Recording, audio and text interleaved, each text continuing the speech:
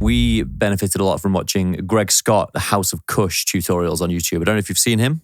I haven't actually. No, I love his plugins though, and he's a talented dude. Well, he's very good because he did the first tutorial I'd ever seen where he was not showing you a door and saying, watch this. But he's saying, if you don't understand what compression does, let's play with the attack knob so you can hear how it shapes the transient. And suddenly that was the knowledge that had been missing for all these years. Yeah, absolutely. And Pure Mix has got a lot of great videos just called How to Listen To. And then one of them is compression, one is reverb, It's great just to train you to understand what things sound like. Because again, it's just building this warehouse in your head of solutions to problems. Not how should I set the compressor? Well, who knows? It depends on what you want it to sound like, and it depends on the source material.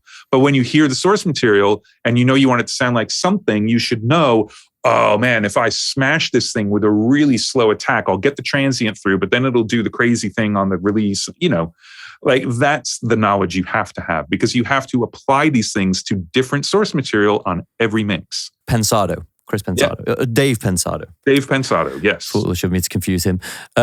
Said this interesting thing. I think it was on his trailer for Mix with the Masters or something like that, saying that he kind of, in his mind's ear, can hear what the mix should sound like, and he just gets it towards that. Is that how you work? Do you feel that same sense? Yeah, I mean, I think every once in a while it's a sonic thing, but for me, it's the same process, but it's more like what I want sections of the song to feel like. It's not like necessarily a sonic thing. Sometimes it'll be like, oh, I want this to feel like this, and oh man, I could do that with a delay or, whatever.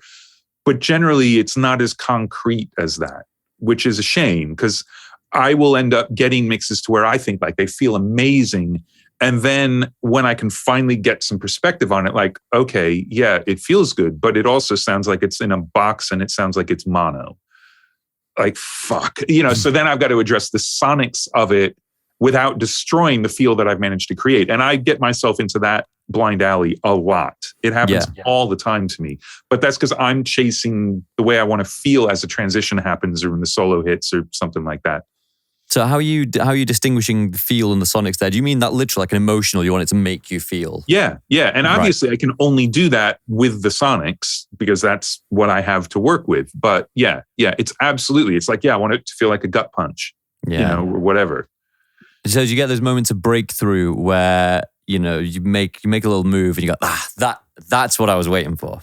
Yeah, usually it's the other way around. Usually it's like, oh man, it was close and now it's gone.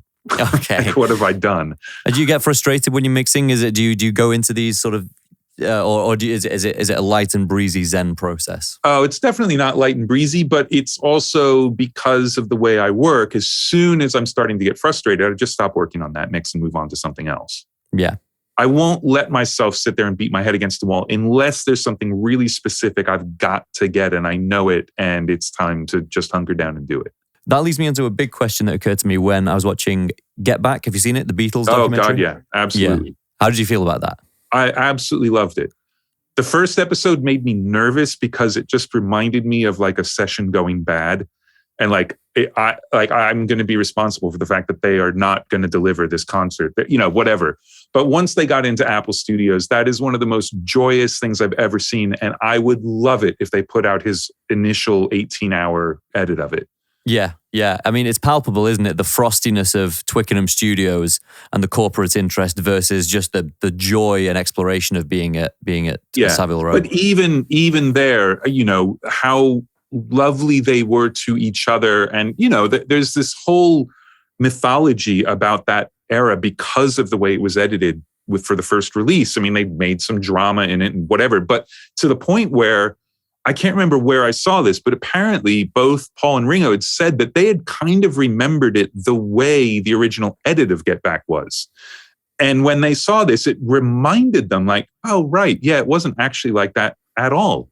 Yeah. And the whole myth of Yoko breaking up the band came from that, basically. And it's so obvious that no one was breaking anything up. They're just ready to do some other shit. George was writing tons of songs, wanted to go make a solo record. Like, that's just what was going on. But yeah, the joy in that was unbelievably great. For the benefit of the audience, when you say the first edit, you mean the 1970 release of the film whenever it was, yeah. Yeah. That was one of the first things I was watching on YouTube in 2007 when I was 14, just this kind of cold, distant Twickenham studio footage. But yes, the new film it upended several of the narratives that we'd come to believe. And also what Paul and Ringo said, what you mentioned there. It's like kind of what happens in trials or in the legal system where you can distort people's memory of the events by showing them certain evidence. And Paul, I saw him speak at in London in November just gone, and yeah, he was saying that it was reassuring that he wasn't actually the one that broke everything up and drove everyone to distraction, which is good. But the essence of my question was this: modern today musicians will get into it on a laptop doing stuff in a DAW. And you notice watching certainly the Savile Row stuff that George Martin and Glyn Johns are entirely responsible for sonics. They worry about that. The band haven't a care in the world about that. In fact, they didn't even know that their microphones pointing towards the PA system would be a problem. So their imagination was all in the composition of the music. Yeah. Do you think that's having any effect or a detrimental effect on the direction of travel for music? The fact that everyone thinks as a producer as well as a composer? Or? No, it's just different. I mean, it's just the evolution. I don't think any of it's bad. I wouldn't want to be working on tape. I mean, plus, let's also stop for a second and just say how badass is Glyn Johns? Absolutely. Holy shit. And not just the clothes. Yeah. Like the thing that's astounding to me was while they're rehearsing and they've got the PA set up that you were talking about. So they're obviously driving the room and there's lots of spill everywhere and whatever. And the sounds are just gigantic and like, oh, amazing. They go up on the roof in the wind in the middle of winter and it sounds as good. Like, how? What? How the hell does that happen? Yeah. Glyn is, anyway, enough about that. But I think that, what Glyn had to go through to kind of rebuild the studio within a studio to make it work and what a disaster that was. And the fact that you could show up with a laptop now and record it. Yeah, I mean, and there's no reason you can't get sounds like that. Like there are plugins of most of the gear he was using and the actual analog gear is not magic and full of unicorn shit like I'm sure we've talked about last time. And so, Glyn could do that now. And I think it's just people realizing what is possible and striving to achieve it is the first thing, not lowering expectations. But also maybe for some of the musicians realizing when they need an engineer to help them. Like they're not going to be able to get it to sound the way they want it to sound all by themselves. And maybe they should collaborate on someone who's good at that part of it. Yeah, because I wonder if that might be happening. Like some of the more talented people some more people with potential of our age are getting distracted down a 10-year hole of trying to self-produce, self-mix and self-master everything when their imagination might be mostly like musical. They might have a gift for melody and performance and I mean, I think what's good though is that there are producers who have a really strong vision for what they want their stuff to be, and they used to have to just give in and hope that they were going to get there with the producer and engineer they're working with, and now they can sit there forever and make it work. Like there's an artist who I've only come across recently named Juana Molina, and she is amazing, and she puts her records together. And she'll have people come in and play, but she puts them together in Digital Performer and chopping up things. And she just sits in a room for 12, 14 hours, getting it to sound and feel like what she wants it to feel like. She's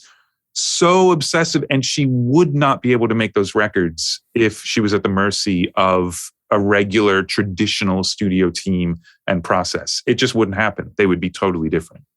Yeah.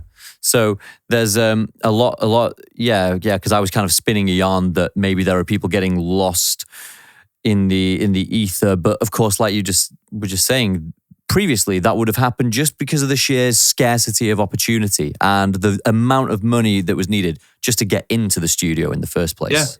Yeah, absolutely. So there are going to be people who aren't good at doing their own stuff start to finish, but that's understandable. So that's when you realize you should collaborate.